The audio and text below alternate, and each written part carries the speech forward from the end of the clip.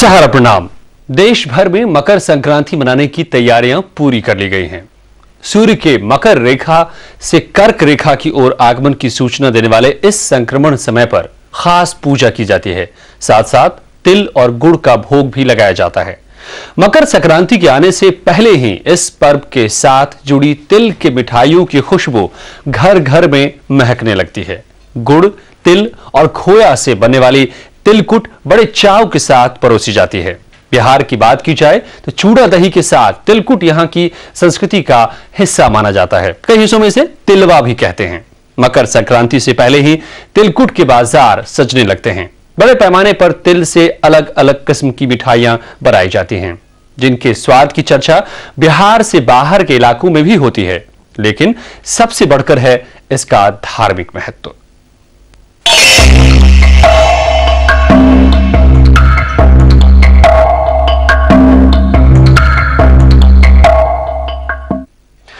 मकर संक्रांति के मौके पर तिल का सेवन और तिल के दान की परंपरा है। तिल से बने तिलकुट और लाई दही चूड़े के साथ खाना शुभ माना जाता है। मकर संक्रांति का ये भोग वैसे भी बिहार झारखंड की परंपरा और संस्कृति का हिस्सा है। जाड़े के दिनों में तकरीबन हर घर में दही चूड़ा और तिलकुट सामान्य भोजन का हिस्सा।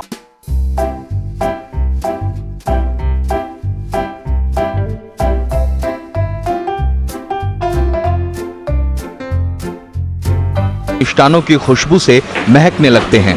तिलकुट और चूड़ा खरीद कर आता है तो दही और लाई घर पर ही तैयार की जाती है।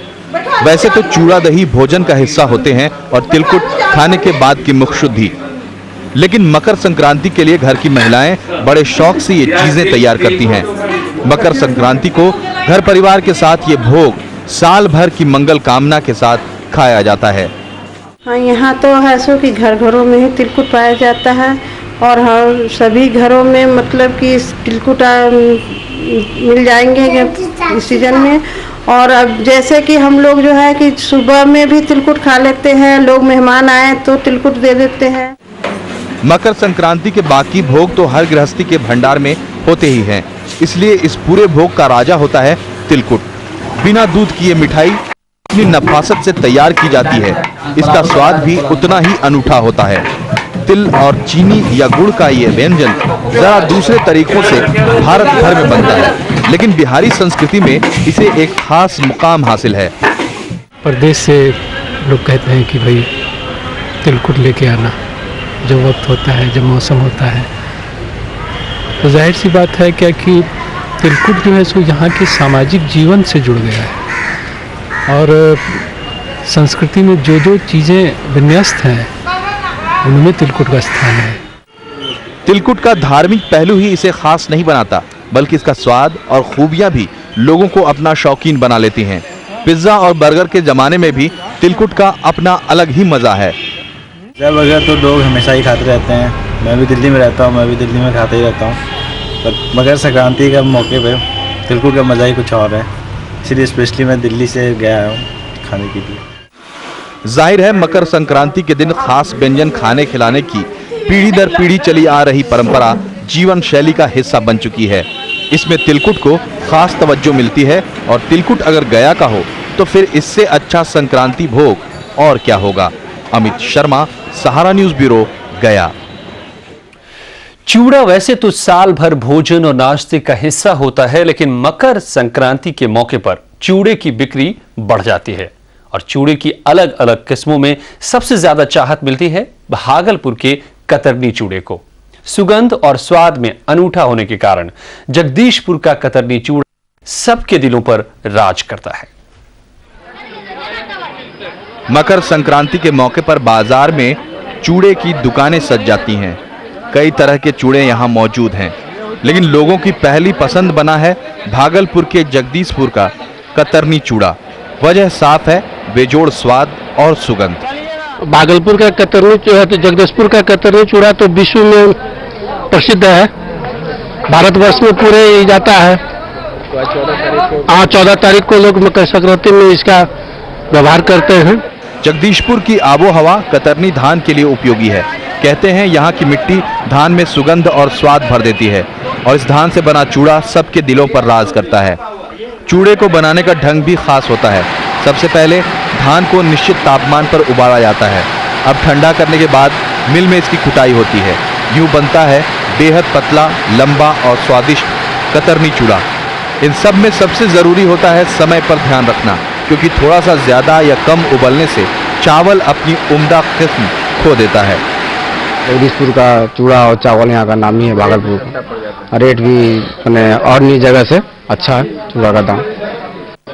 और अभी तो खैर मकर संक्रांति का टाइम है, चूड़ा चलिए रहा। बोरी खुलते ही कतरनी चूड़ा की खुशबू ग्राहकों को दुकानों तक खींच लाती है। ऐसे में दुकानदार भी ग्राहकों का खास ख्याल रखते हैं। ग्राहक उनके दुकान से वापस न जाए, इसके लिए वो मुनासिब दामों पर ही उन्हें चूड़ा बेचते हैं। अंजनी पांडे, सहारा न्यूज़ ब्यूरो, भागलपुर। तो दही चूड़ा के साथ तिलकुट बिहार और झारखंड में मकर संक्रांति के त्योहार को पूरा करता है। जैसे चूड़े में कतरनी की धूम है, वैसे ही तिलकुट में गया की धाक है। रिश्तेदारों को सगुन के तौर पर भेजना हो या दही चूड़ा का मेल बनाना हो, गया के तिलकुट बेजोड़ हैं। लेकिन ये धाक ऐसे ही नहीं जम गई। इसमें गया की जलवायु के साथ हुनरमंद हाथों की कठोर मेहनत का बड़ा योगदान है। सफेद तिल से बना सफेद कुरकुरा तिलकुट, सुगंध, सौंधेपन और स्वाद से भरपूर ये खस्ता देसी मिठाई गुणों की खान भी है। तिलकुटम, गजक और तिलपट्टी के अलग अलग नाम से ये दक्षिण समेत पूरे भारत में बनाई और खाई जाती है। लेकिन बिहार और खासकर गया के तिलकुट का स्वाद निराला है।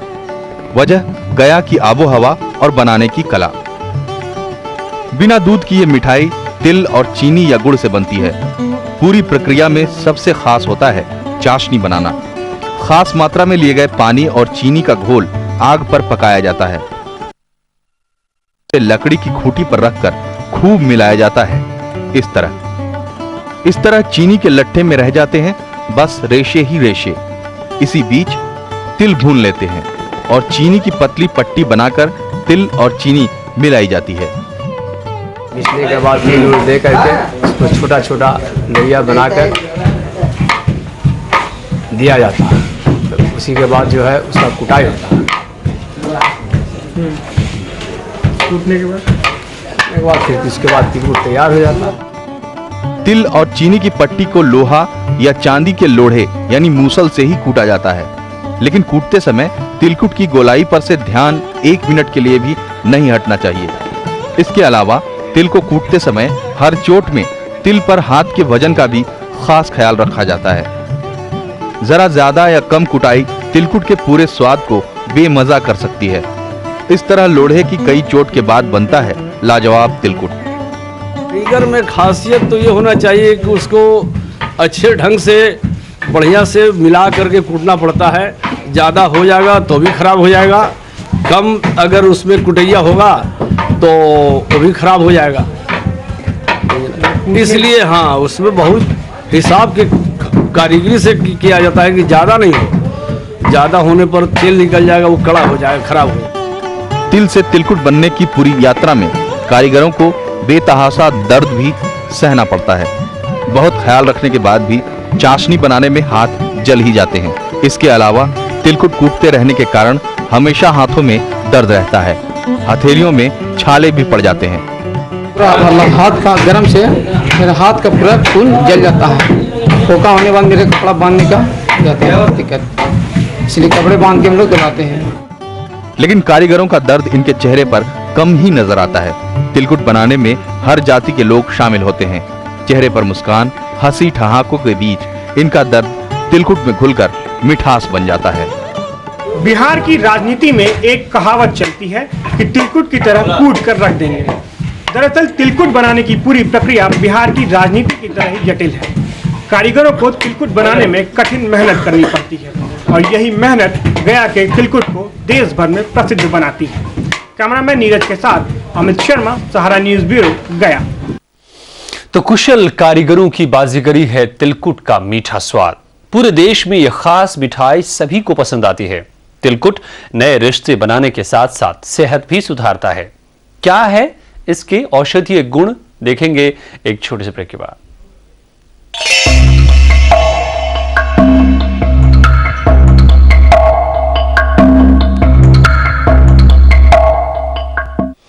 बिहार के लोगों का तिलकुट से नाता उनकी संस्कृति और परंपरा का हिस्सा है, लेकिन कई दशकों से चले आ रहे तिलकुट बनाने के काम को आज भी उद्योग का दर्जा नहीं मिल पाया है। तिलकुट के छोटे दुकानदारों से लेकर बड़े व्यापारियों तक इसके कारोबार को सीजनल काम मानते हैं।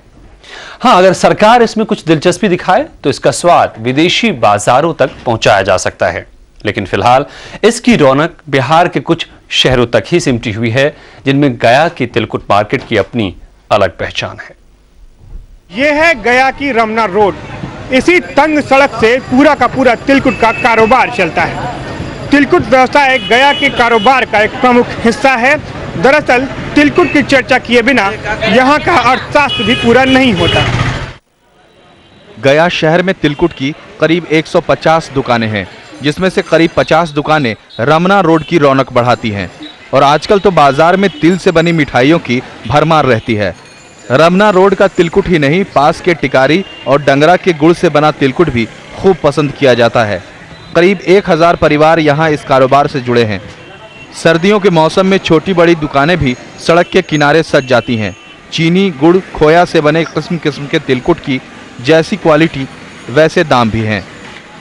गुड़ का बहुत सा क्वालिटी होता है। एक गुड़ का बनता है, चीनी का बनता है, चीनी में भी क्वालिटी और होता है, एक काजू किशमिश का होता है, वो गरी बुरादे का होता है और वो खोए का होता है। मतलब इसी तरह से डिफरेंट टाइप उद्योग बनता है। लेकिन इस व्यवसाय से जुड़े लोगों का कहना है कि ये काम सीजनल है। मौसम गुजर जाने के बाद काम मंदा पड़ जाता है तो गुजारा करना मुश्किल हो जाता है।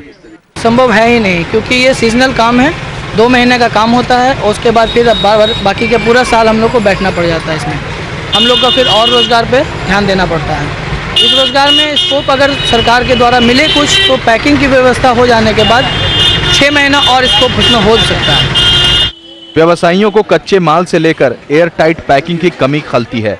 ऐसे में गया की इस मशहूर मिठाई को दूसरे राज्यों के बाजार तक पहुंचाना आसान नहीं है। बिना दूध की मिठाई और तिल की गर्म तासीर के कारण इसे ठंडे देशों में अच्छा बाजार मिल सकता है, लेकिन इसके लिए यहाँ के व्यवसायियों को सरकारी मदद की दरकार है। सरकार से सुविधा ये चाहते हैं कि एयर टाइट पैकिंग की व्यवस्था करें और अपने माध्यम से, चूँकि ज़्यादातर इस व्यवसाय में गरीब लोग हैं, वो नहीं कर सकते, दिल्ली के सुपर बाज़ार और विदेशों में भेजने का काम करें। अन्य चीज़ को जिस तरह से सरकार कर रही है, काफ़ी चीज़ों का निर्यात यहाँ से हो रहा है। चिनारी का गुड़ का लड्डू जो है वो विदेश जा रहा है, तो तिलकुट भी जा सकता है। हालांकि तिलकुट बनाना गया के प्रमुख व्यवसायों में गिना जाता है और यहाँ का तिलकुट खासा मशहूर भी है। दिल्ली के अंतर्राष्ट्रीय बाजार मेले में भी बिहार के स्टॉल पर गया के तिलकुट सजे रहते हैं, लेकिन फिर भी इसका बाजार उतना बड़ा नहीं है। तिलकुट यहाँ की संस्कृति का तत्व है और इसका संरक्षण संस्कृति का संरक्षण होगा। तिलकुट के कारोबार में आर्थिक विकास की असीम संभावनाएं हैं।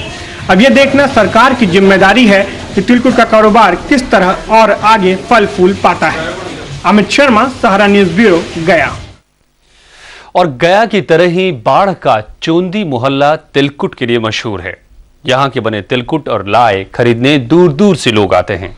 जाहिर है बाढ़ में भी बड़ी मेहनत और हुनर के साथ ये काम होता है, लेकिन बढ़ती महंगाई और बाजार की कमी के चलते अब तिलकुट व्यवसायियों का अस्तित्व ही संकट में आ गया है। इसके अलावा सरकारी इनायत भी नहीं मिलने से तिलकुट व्यवसायी परेशान हैं। अगर कहा जाए कि तिलकुटों के बिना मकर संक्रांति का पर्व अधूरा होता है तो कोई बड़ी बात नहीं होगी। अनायास ही नहीं, इस त्योहार को एक दूसरे नाम तिला संक्रांति के नाम से भी जाना जाता है और इसमें भी अगर बाढ़ के चौंदी का तिलकुट मिल जाए तो फिर कहना ही क्या। इसकी खासियत का अंदाजा इसी बात से लगाया जा सकता है कि मकर संक्रांति के मौके पर लोग अपने दूर दराज के रिश्तेदारों तक को यहाँ से तिलकुट भेजते हैं। यहाँ से दूसरे जगह भी जाता है, प्रदेश भी जाती है और यहाँ से अलग बगल का जो भी क्षेत्र है और ग्रामीण क्षेत्र भी है, सभी जगह जाता है। लेकिन सालों पुराना ये धंधा अब व्यवसायियों के लिए बोझ बनता जा रहा है और इसमें लगे व्यवसायी बाजार में मंदी की वजह से काफी दुखी हैं। जैसे पहले से महंगाई हो रही है, तिल हो गया है 50 रुपए केजी, चीनी है 20 रुपए केजी, अब नहीं है। तभी रामदाने और लाई के लिए मशहूर बाढ़ चौंदी अब तिलकुट के लिए भी जाना जाने लगा है। सरकार अगर इन व्यवसायियों के साथ मिलकर इस उद्योग को बढ़ाने की दिशा में जल्द ही कोई कारगर कदम नहीं उठाती है तो बाढ़ की लाई और तिलकुट की कहानियों के बस चर्चे ही रह जाएंगे। कमालुद्दीन, सहारा न्यूज़ ब्यूरो, बाढ़। तो बेशक मकर संक्रांति जब आती है तो तिलकुट का जिक्र और जायका लोगों की जुबान पर रहता है। मौसम बदलता है और तिलकुट के साथ साथ तिलकुट बनाने वालों के दिन भी बदल जाते हैं। हम तो यही कहेंगे कि इस बार मकर संक्रांति बीत जाने के बाद भी इस पारंपरिक मिष्ठान की खुशबू और स्वाद इसके धार्मिक महत्व की तरह हमारे और आपके घरों में बरकरार रहे। तो आज के विशेष में इतना ही। सहारा प्रणाम।